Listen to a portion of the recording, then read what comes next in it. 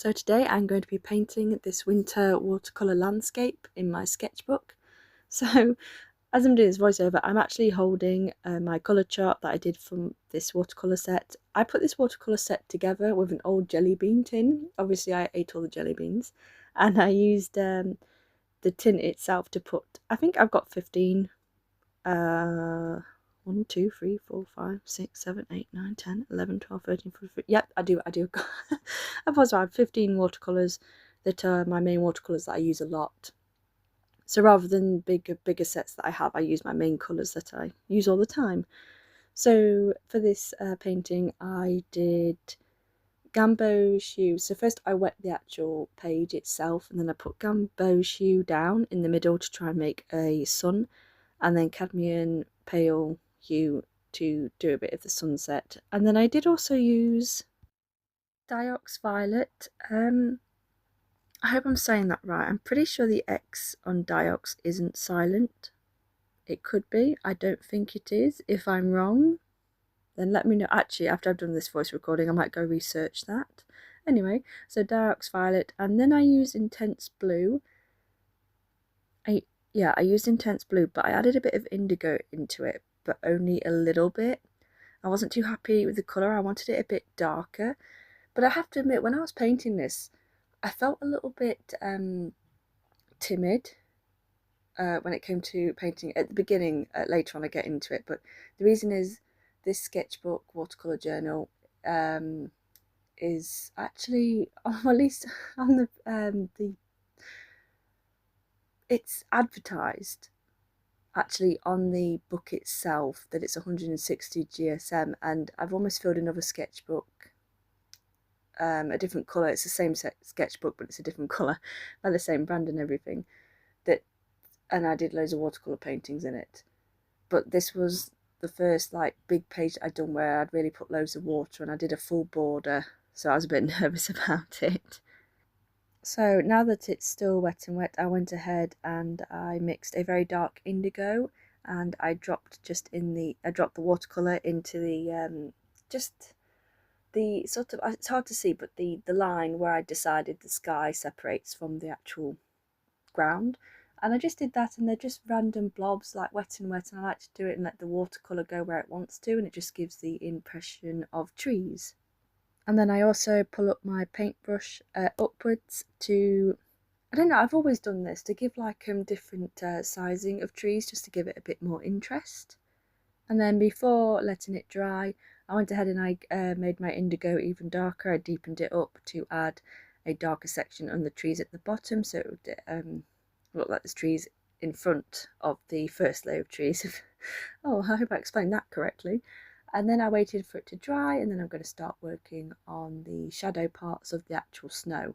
Now, I think I used indigo again, and there's not too much for me to say in the voiceover because it's just me spending a very long amount of time getting the snow to look the way I wanted it to.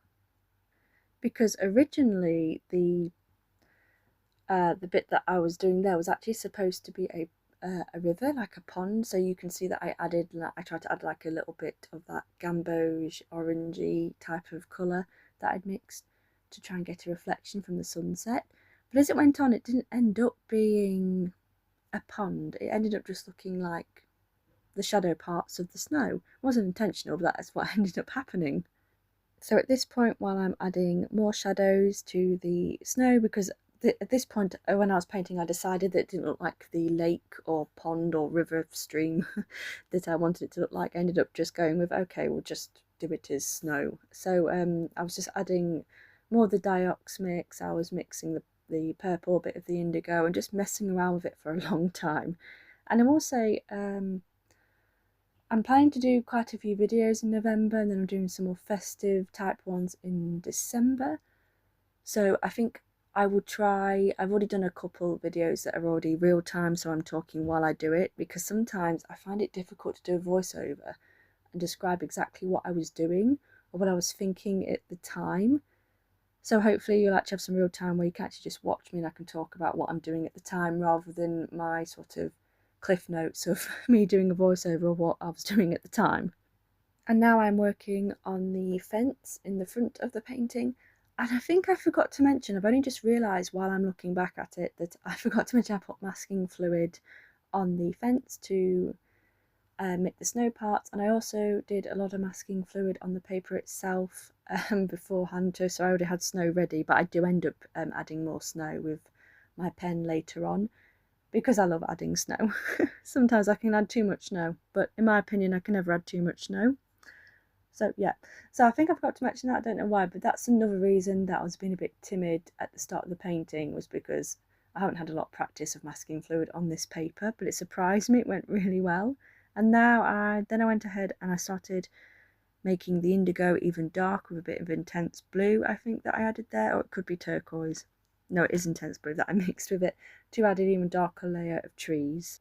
And then we are on to the part where I start to rub the masking fluid off of the painting itself. And my favourite part, obviously, I just spoke about it, is obviously adding way too much snow. So the pen I am using here is the Sharpie Creative Marker, and I've got two sets of these. I've got the ordinary Creative Sharpie markers and the gem set, and I really like these pens, although this white, I was really worried because at first this white wasn't actually showing up the way it normally does, and I thought maybe it'd run out, and I think I felt my heart stop. I was worried that it ran out of ink, but it turns out I just used it on a previous painting and it had like a brown on the actual nib, so I just used a ordinary tissue just to wipe that off. And it might seem a little bit strange to use masking fluid and use ink to add these, obviously the snowfall in the background, but I like the difference between the varying sizes to make the snow a bit more interesting. And now we're at the finishing stages of this painting, so I'm just going to go ahead and peel off the tape, one of the scariest parts of doing this. So thank you all so much for watching. I hope you enjoyed, and please feel free to leave me a comment in the comment section. Bye! So